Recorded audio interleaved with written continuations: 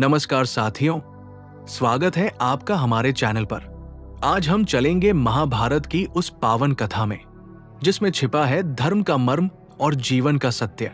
महाभारत की कथा में लगातार इतने उतार चढ़ाव है कि ये महागाथा सिर्फ एक समय के दौरान घटी घटना का विवरण नहीं रह जाती है, बल्कि इसमें बीते हुई अनेक घटनाएं भी कभी प्रसंग तो कभी किरदार बनकर कथानक को आगे बढ़ाते चलती है। ये गाथा कर्मों के परिणाम को समझने का एक जरिया है। ये कर्म हमारे वर्तमान के जीवन पर ही नहीं बल्कि भविष्य पर किस तरह असर डालते हैं, महाभारत की गाथा इस रहस्य को समझाते हुए आगे बढ़ती है। हस्तिनापुर के महल में सुख किसी मौसम की तरह आया और चला गया।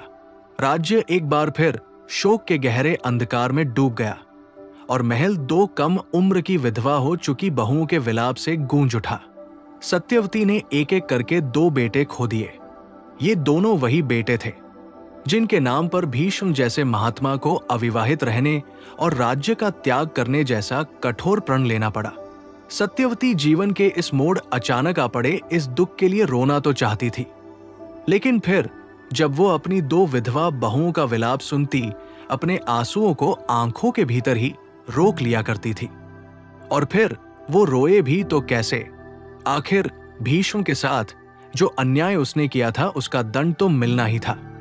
यही सब बातें सोचकर महाराज शांतनु की विधवा और महाराज विचित्रवीर्य की मां राजा माता सत्यवती रो भी नहीं पाती थी और दिन रात राज्य के खाली सिंहासन की ओर देखा करती थी। सोचती थी कि जो सिंहासन उनके अजन्मे पुत्रों के लिए मांग लिया गया था, वही सिंहासन आज उन्हें मुंह चिढ़ा रही है। हस्तिनापुर को उसका राजा और राज्य को उसका उत्तराधिकारी देने के बारे विचार करती हुई सत्यवती ने भीष्म को अपने पास एकांत में बुलाया और पुत्र पुत्र कहकर बहुत देर तक यूं ही रोती रही। ये सारी घटना सुनकर महाराज जन्मेजय ने महर्षि वैशंपायन से पूछा, राजमाता सत्यवती ने भीष्म जी को क्यों अपने पास बुलाया? महर्षि वैशंपायन ने कहा, सत्यवती राजमाता थी और राज्य को उत्तराधिकारी देना उनकी जिम्मेदारी भी थी, इसलिए उन्होंने राज्य पर आए इस संकट और इस शोक के बीच भी अपने कर्तव्य पालन को ध्यान में रखा। इसलिए उन्होंने भीष्म जी को अपने पास बुलाया।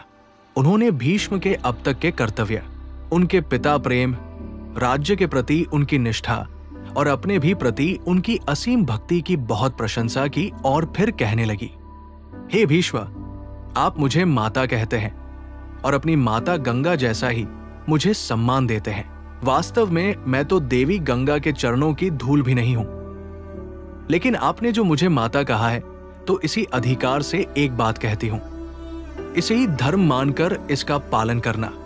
भीष्म बोले, आप मुझे क्या कहना चाहती है माता? आप अपना विचार स्पष्ट रूप से बताएं। भीष्म आपकी समस्या जरूर दूर करेगा। सत्यवती ने कहा, पुत्र भीष्म, देखो इस सिंहासन को उठ। ये वही सिंहासन है जो मेरे पुत्रों के लिए तुमसे छीन लिया गया था। आज देखो ये सिंहासन तो है, लेकिन मेरे दोनों पुत्र काल के गाल में समा चुके हैं। हस्तिनापुर बिना राजा के कब तक रहेगा? इसलिए हे भीष्म, आपने इस राज्य की रक्षा का वचन दिया था। आज संकट की घड़ी में रक्षा के इसी वचन पालन की जरूरत है। इसलिए आप इस राज सिंहासन पर आसीन हो और हस्तिनापुर के अधिपति बने। भीष्म ने ये बात सुनी और फिर बड़ी ही विनम्रता से बोले, माता, संकट की इस स्थिति में आपको सोचना सही ही है, फिर भी ये मेरे अनुसार ठीक नहीं है। मेरा राज्य के त्याग की प्रतिज्ञा आपके और पिताश्री के विवाह का आधार रहा है, तो मैं अब इस मोड़ पर अपनी वह प्रतिज्ञा झूठी नहीं कर सकता हूं। ये तो क्षत्रिय कुल की मर्यादा भी नहीं है। मेरे अनुसार ये उचित नहीं है। इसलिए मैं विनय पूर्वक आपकी इस बात को न कहता हूं, इसे अस्वीकार करता हूं। भीष्म की ऐसी बात सुनकर राजमाता सत्यवती कुछ देर मौन रही और फिर उन्होंने अपने शब्दों को भाव से भिगोते हुए और बहुत डरते हुए करुण स्वर में कहना शुरू किया। सत्यवती बोली, अच्छा भीष्म, पुत्र आपकी बात ठीक ही है, फिर भी अब जो मैं कहना चाहती हूं उसे ध्यान से सुन लो और फिर उसे पूरा करने के लिए भी आगे बढ़ो। आपके पिता और मेरे स्वामी महाराज शांतनु स्वर्ग सिधार गए हैं। उनके वंशवृक्ष में आपके अलावा और कोई फल, संतान भी नहीं है। राज्य का सिंहासन तो दूसरा प्रश्न है, क्योंकि धरती पर कोई न कोई तो अधिकार करता ही है।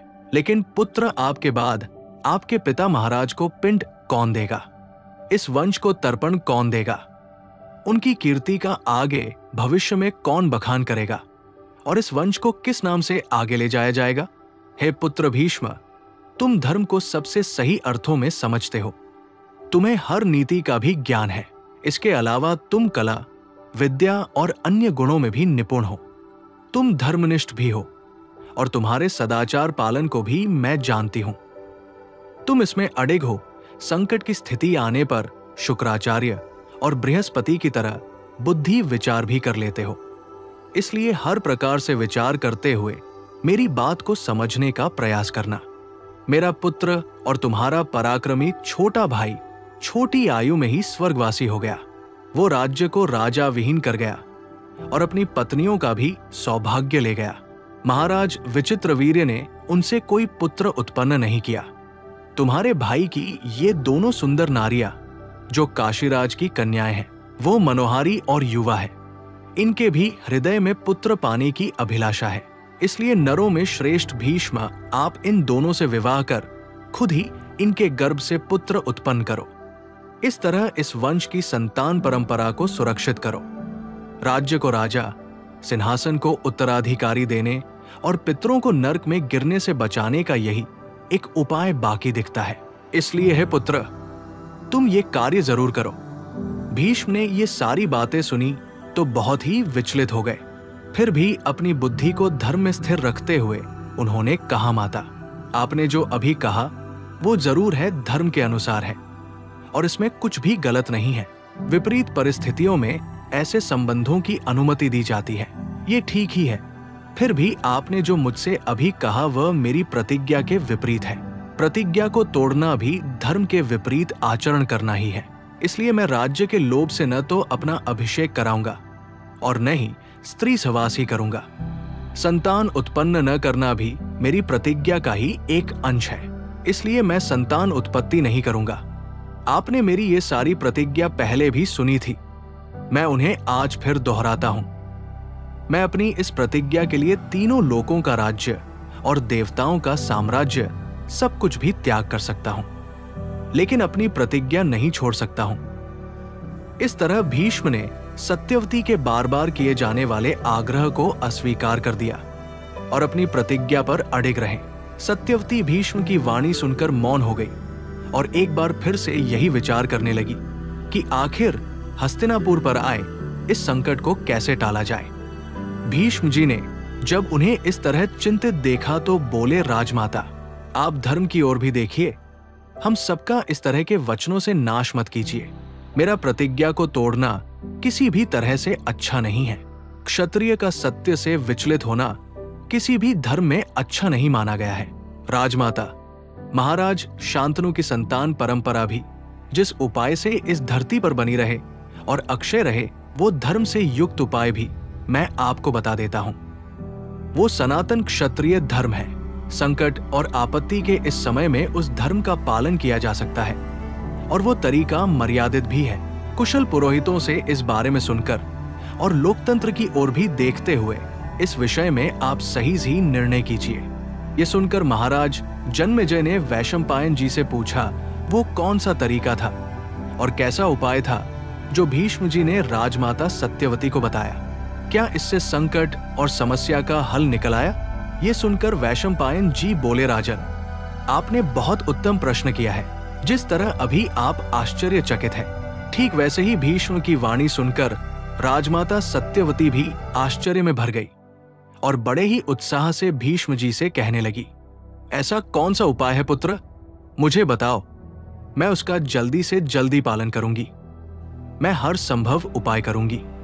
तब भीष्म जी ने कहना शुरू किया, राजमाता, भरतवंश की रक्षा के लिए जो संभव उपाय है वो मैं आपको बता रहा हूं। आप इसे ध्यान से सुनिए और इसका पालन कीजिए। आप किसी गुणवान ब्राह्मण को धन देकर बुलाओ जो विचित्रवीर्य की पत्नियों के गर्भ से संतान उत्पन्न कर सके। भीष्म की ये बात सुनकर सत्यवती विचारों में पड़ गई और इस विषय में सोचने लगी। सत्यवती ने गहन सोच विचार के बाद एक उपाय निकाला। उन्हें याद आया कि उनके एक पुत्र हैं, महर्षि कृष्ण द्वैपायन व्यास, जिन्हें उन्होंने पराशर मुनि से प्राप्त किया था। व्यास तपस्वी, तेजस्वी और विद्वान ऋषि थे। सत्यवती ने अपने पुत्र को बुलवाया और कुरुवंश की रक्षा का निवेदन किया। व्यास मुनि ने माता का आज्ञा पालन किया। नियोग प्रथा के अनुसार उन्होंने राजा विचित्रवीर्य की रानियों से संतान उत्पन्न करने का संकल्प लिया। पहले रात्रि वे रानी अंबिका के पास गए। अंबिका व्यास जी का कठोर और भयानक रूप देखकर भयभीत हो गई और आंखें बंद कर ली। परिणाम स्वरूप उनसे जो पुत्र उत्पन्न हुआ वो जन्म से ही नेत्रहीन हुआ।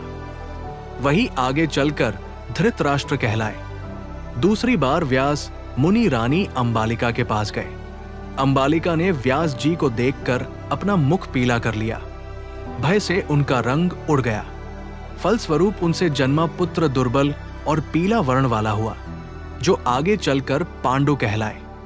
माता सत्यवती ने सोचा कि अभी एक उत्तम संतति चाहिए। इस बार अंबिका को फिर भेजा गया, परंतु उसने डर के कारण अपनी एक दासी को भेज दिया। दासी निडर और शांत भाव से व्यास जी के सम्मुख रही। फलस्वरूप उससे एक बुद्धिमान, धर्मज्ञ और नीति निपुण पुत्र उत्पन्न हुआ। वही आगे चलकर विदुर कहलाए। इस प्रकार महर्षि व्यास के द्वारा ही कुरुवंश की धारा फिर प्रवाहित हुई। धृतराष्ट्र, पांडु और विदुर, इन तीनों ने मिलकर महाभारत की कथा को आगे बढ़ाया।